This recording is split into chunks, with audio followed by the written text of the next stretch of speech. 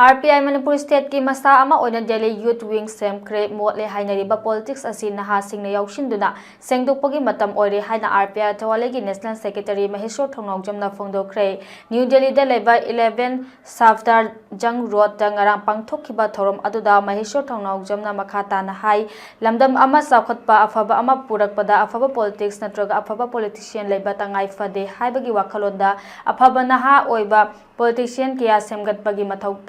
Achan Miran Naidana Miyamgi Tabak Togani, Manipur Anoba Tabak Tobagi politics Makal Ama, Hogdokani Haina Mahakna Hek Horokpadagi Honaduna Lakibani, Masida Naha Oriba Kayana RPI Tawalega Punachat Minaba,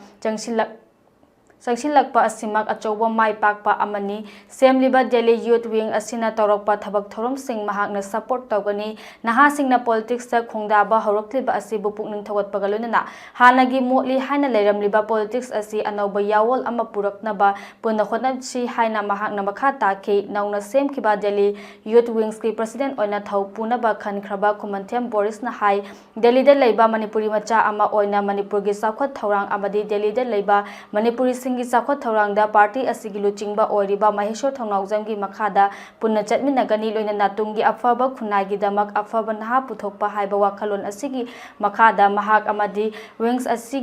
asina awa anathi dana hotnagani hana mahakna makhata ke RPI Thawali Manipur State ki masa ama oina semkiba Delhi Youth Wings adugi thaupuna bakhan kiba sing adudi president oina Kumantham Boris working president oina Laisram Lamngan ba general secretary oina Sanathoi spokesperson oina Swami yauna punna thaupuga daba tarataro khan ki bagalona member chama hena join tawraga national secretary Maheshwar Thounaojam na lengan amadi certificate sing khosin naduna makhoi singbu taramna okay